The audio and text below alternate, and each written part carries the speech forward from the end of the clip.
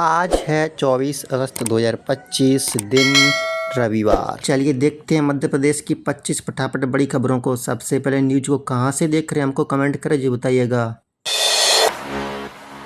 मध्य प्रदेश को 5500 करोड़ का tiger corridor, Jabalpur बनेगा केंद्र।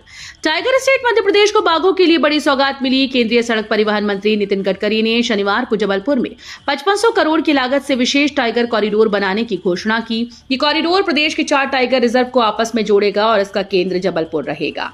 योजना से बाघों की सुरक्षित आवाजाही सुनिश्चित होगी, साथ ही पर्यावरण संरक्षण और पर्यटन को भी बढ़ावा मिलेगा। खंडवा के किसान ने लौटाया फसल बीमा मुआवजा, कहा मजाक है ये राशि। प्रधानमंत्री फसल बीमा योजना के तहत मुआवजे में गड़बड़ी का ताजा मामला मध्य प्रदेश के खंडवा से सामने आया। यहां किसान राजेंद्र प्रजापति की करीब 7 लाख रुपए कीमत की फसल प्राकृतिक आपदा में बर्बाद हो गई, लेकिन मुआवजे में उन्हें केवल 1274 रुपए मिले। इस रकम को किसान ने मजाक बताते हुए प्रधानमंत्री नरेंद्र मोदी को वापस भेजने का फैसला किया है। किसान का कहना है कि इतनी कम राशि उनके साथ अन्याय है।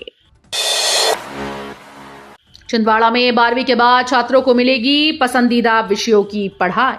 छिंदवाड़ा जिले में शिक्षा विभाग ने छात्रों के भविष्य को लेकर नई पहल की है। 12वीं कक्षा के बाद छात्र किन विषयों में उच्च शिक्षा लेना चाहते हैं, इसकी जानकारी जुटाई जा रही है।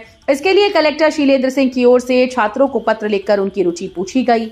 जिला शिक्षा अधिकारी के मुताबिक छात्रों को अपनी पसंद का क्षेत्र चुनने में मदद के लिए एक्स्ट्रा क्लास भी लगाई जाएगी। एमपी में मिला खनिजों का खजाना, 56,000 करोड़ से ज्यादा के एमओयू। मध्य प्रदेश खनिज संपदा का गढ़ बनता जा रहा है। कटनी में आयोजित माइनिंग कॉन्क्लेव 2.0 में 56,414 करोड़ रुपए के एमओयू साइन हुए। कार्यक्रम में देश भर से करीब 1500 निवेशक शामिल हुए और सीएम डॉक्टर मोहन यादव ने विशेषज्ञों व उद्योगपतियों से 1-to-1 चर्चा की।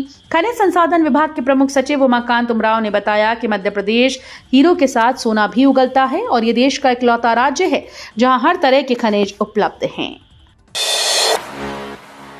जन्माष्टमी पर कैदियों को बड़ी सौगात, एमपी में 14,000 बंदी होंगे समय से पहले रिहा।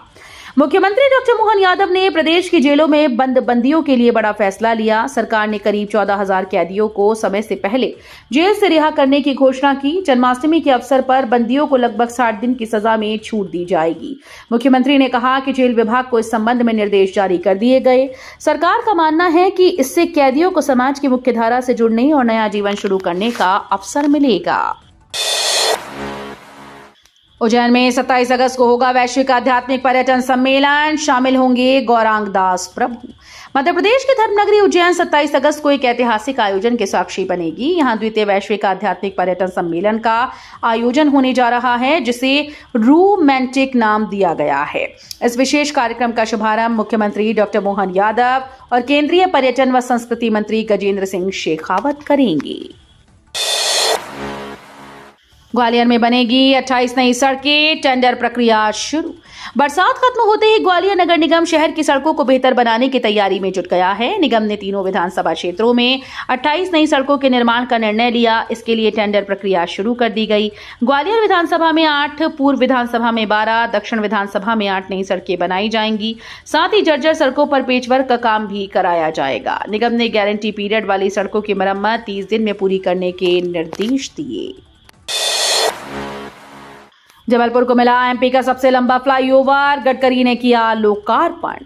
जबलपुर को एक बड़ी सौगात मिली। केंद्रीय सड़क परिवहन मंत्री नितिन गडकरी ने यहां प्रदेश के सबसे लंबे फ्लाईओवर का उद्घाटन किया है। इस फ्लाईओवर के शुरू होने से 45 मिनट की दूरी अब सिर्फ 7 मिनट में तय होगी। उद्घाटन समारोह में मुख्यमंत्री मोहन यादव भी मौजूद रहे। गडकरी ने इस मौके पर न सिर्फ जबलपुर बल्कि पूरे मध्य प्रदेश के लिए 60,000 करोड़ से अधिक की सड़क परियोजनाओं की घोषणा की। कमलनाथ का हमला, ड्रग्स के जहर में डूब रहा है मध्य प्रदेश। मध्य प्रदेश में ड्रग्स के फैलते कारोबार को लेकर राजनीति तेज हो गई। कांग्रेस नेता और पूर्व मुख्यमंत्री कमलनाथ ने बीजेपी सरकार पर सीधा हमला बोला।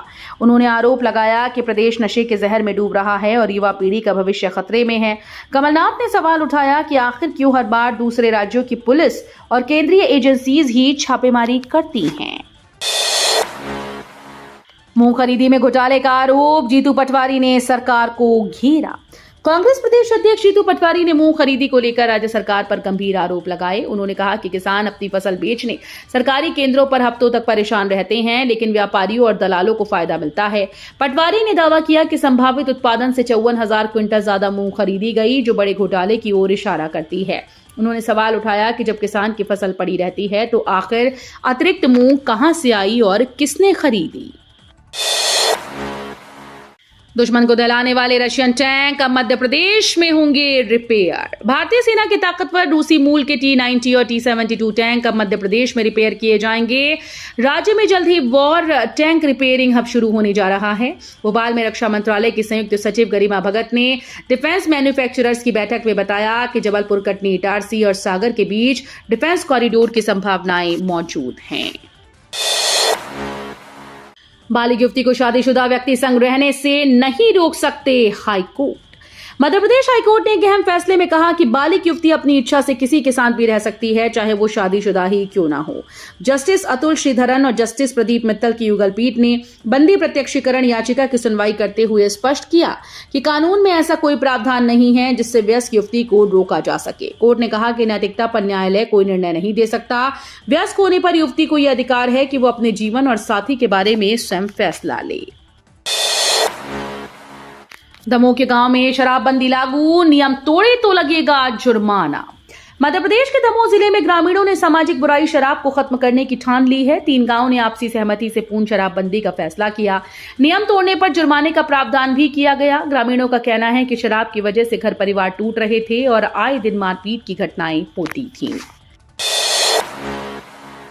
पांडुना के गोटमार मेले में खूनी परंपरा, 500 से ज्यादा लोग घायल। मध्य प्रदेश के पांडुना जिले में आयोजित विश्व प्रसिद्ध गोटमार मेले में इस बार भी खूनी खेल देखने को मिला। परंपरा के नाम पर पांडुना और सावर गांव के लोगों के बीच जमकर पत्थरबाजी हुई। पुलिस प्रशासन की मौजूदगी के बावजूद दोनों पक्षों ने एक दूसरे पर पत्थर बरसाए, जिसमें 500 से अधिक लोग घायल हो गए। कई गंभीर घायलों को अस्पताल में भर्ती कराया गया। करीब 300 साल पुरानी इस परंपरा में हर साल इसी तरह का संघर्ष होता है। बावजूद इसके इस खेल पर रोक नहीं लग पाई है और खून खराबे के दृश्य दोहराए जाते हैं। जबलपुर को मिला टाइगर कॉरिडोर, 4 नेशनल पार्क होंगे कनेक्ट। जबलपुर पहुंचे केंद्रीय परिवहन मंत्री नितिन गडकरी ने प्रदेश को 60,000 करोड़ के विकास कार्यों की सौगात दी।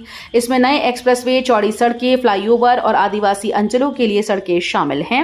सबसे बड़ी घोषणा टाइगर कॉरिडोर की हुई, जो मध्य प्रदेश के 4 नेशनल पार्क को आपस में जोड़ेगा। इस कॉरिडोर से वन्यजीव पर्यटन को बड़ा बढ़ावा मिलेगा और प्रदेश को टाइगर स्टेट के रूप में नई पहचान मिलेगी। ग्वालियर में सफाई लापरवाही पर सख्ती, अफसरों को चेतावनी, नोटिस नहीं सीधे बर्खास्तगी। ग्वालियर शहर में सफाई व्यवस्था को लेकर अब लापरवाही बर्दाश्त नहीं होगी। स्वास्थ्य विभाग की समीक्षा बैठक में आयुक्त संघप्रिय ने अफसरों को सख्त चेतावनी दी कि अब गंदगी मिलने पर नोटिस या निलंबन नहीं बल्कि सीधे बर्खास्तगी होगी। बैठक में उपायुक्त अमर सत्य गुप्ता, सीएचओ डॉक्टर वैभव श्रीवास्तव समेत सभी एचओ और एएचओ मौजूद थे। स्मार्ट पोर्टल से मिलेगी बीमारियों की सटीक जानकारी। मध्य प्रदेश के जिला अस्पताल अब डिजिटल तकनीक से लैस हो रहे हैं। नेशनल हेल्थ मिशन ने स्मार्ट पोर्टल को नए स्वरूप में शुरू किया। राजधानी के जेपी अस्पताल से शुरुआत हो चुकी है और जल्द ही सभी जिला अस्पताल इससे जुड़ेंगे। इस डिजिटल प्लेटफॉर्म पर हर मरीज की पूरी मेडिकल हिस्ट्री, जांच रिपोर्ट और दवाइयों की जानकारी दर्ज होगी। मरीजों को यूनिक हेल्थ आईडी नंबर दिया जाएगा, जिससे डॉक्टर तुरंत पुराना रिकॉर्ड देख सकेंगे। रायसेन में बड़ा सियासी उलटफेर, 280 कांग्रेस नेता भाजपा में शामिल। रायसेन जिले की राजनीति में एक बड़ा बदलाव देखने को मिला, जब उदयपुरा विधानसभा क्षेत्र के बरेली ब्लॉक से जुड़े 280 कांग्रेस नेता और कार्यकर्ता भाजपा में शामिल हो गए। भाजपा प्रदेश कार्यालय में आयोजित कार्यक्रम में प्रदेश अध्यक्ष हेमंत खंडेलवाल, संगठन महामंत्री हितानंद और मंत्री नरेंद्र शिवाजी पटेल ने कांग्रेस नेताओं को पार्टी की सदस्यता दिलाई। विदिशा में सजा किताबों का महाकुंभ, नेत्रहीनों ने देखी बुक्स में छिपी दुनिया। मध्य प्रदेश के ऐतिहासिक शहर विदिशा में पहली बार पुस्तक मेले का आयोजन किया गया। यहां नेत्रहीन बच्चों के लिए खास तरह की पुस्तकों का स्टॉल लगाया गया। उनके लिए यह ब्रेल लिपि और ऑडियो बुक्स उपलब्ध हैं। नेत्रहीन पाठकों इस अनूठी पहल की पूरी शहर में चर्चा हो रही है। ये मेले में रविंद्रनाथ टैगोर सांस्कृतिक ऑडिटोरियम में 23 अगस्त से 29 अगस्त तक चलेगा। महिलाओं की सुरक्षा पर सवाल, हाईकोर्ट की कड़ी टिप्पणी। मध्य प्रदेश हाईकोर्ट ने महिलाओं की सुरक्षा को लेकर गंभीर टिप्पणी की। अदालत ने कहा कि दुर्भाग्यपूर्ण है, महिलाओं को धमकाने और अभद्र संदेश भेजने वालों के खिलाफ कोई सख्त कानून नहीं। हाल ही में एक मामले में पीड़िता को सोशल मीडिया पर विकृत संदेश और धमकी देने वाले आरोपी पर केवल साधारण धाराओं में केस दर्ज हुआ, जो जमानती है। कोर्ट ने कहा कि ऐसे अपराधों की कोई विशिष्ट श्रेणी न होने से आरोपित बेखौफ रहते हैं। छठ दशहरा दिवाली पर चलेंगी 150 स्पेशल ट्रेन, किराए में छूट भी।